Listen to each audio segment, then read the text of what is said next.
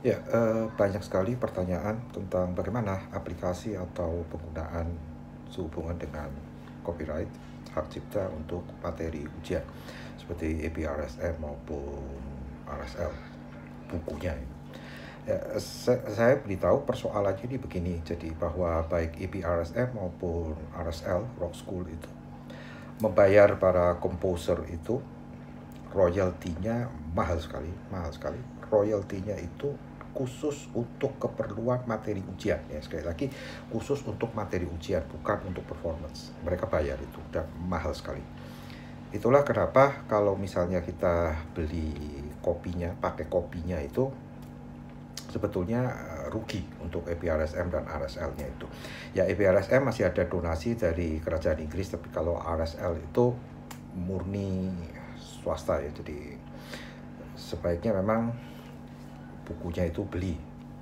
Kalau APRSM itu masih bisa, gurunya beli cuma satu buku, nanti muridnya ujian minjem pakai buku itu, masih bisa begitu. Tapi kalau RSL tidak bisa, sebab daftar ujian harus juga mencantumkan barcode ataupun nomor seri bukunya yang purchasing, yang dibeli. Jadi satu anak jelas nomor serinya tidak bisa keretongan toh.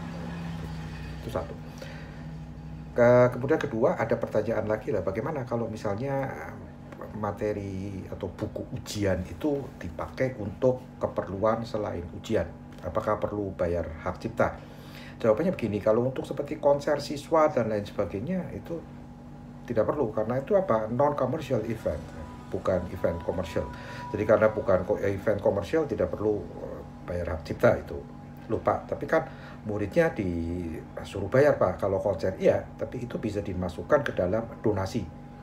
Sejauh itu konser siswanya tidak jual tiket ya, itu bisa dimasukkan ke donasi. Kemudian kedua pertanyaannya adalah bagaimana jika materi-materi ujian itu dipakai untuk pagelaran, misalnya konser amal ya. Sebab ini seperti ini ya, ini dari buku akustik gitarnya Rock School ini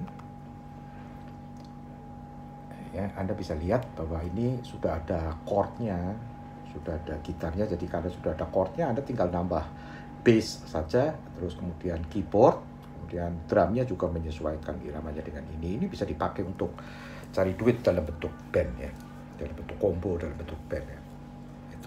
Itu bagaimana kalau konsernya konser amal misalnya, tidak jual tiket, tapi Anda sebagai pemusik Anda pakai materi ini ya, Anda pakai materi ini dan Anda menerima bayaran, itu bagaimana? Yang bisa dilakukan kalau untuk amannya, Anda bisa mengajukan izin, permission. Tidak selalu harus bayar royalti, enggak. Anda bisa pakai permission, proposalnya disertakan permission bahwa ini adalah konser amal. Ya, jadi konser amal, ya Anda terima duit, tapi Anda terima duit bukan tujuannya komersial, tapi terima duit untuk jeripayah Anda itu. Ya, jadi dengan permission itu nanti Anda dapat permit, Anda bisa memainkan ini dengan tenang. Ya. Karena sekarang dengan zaman kemajuan teknologi ya, kalau misalnya meskipun itu konser amal pasti ada saja yang memasukkan ke YouTube toh, memasukkan ke YouTube atau kemana lah ya. Itu nanti mereka bisa lacak. Kalau Anda tidak ada permission, ditakutkan, wah ini bagaimana ini. Tapi kalau untuk konser siswa sejauh itu non commercial event itu aman-aman saja. Saya pikir begitu, itu supaya guru musik bisa dengan cermat mempersiapkan materi-materi kalau siswanya ataupun dia sendiri mau tampil ya.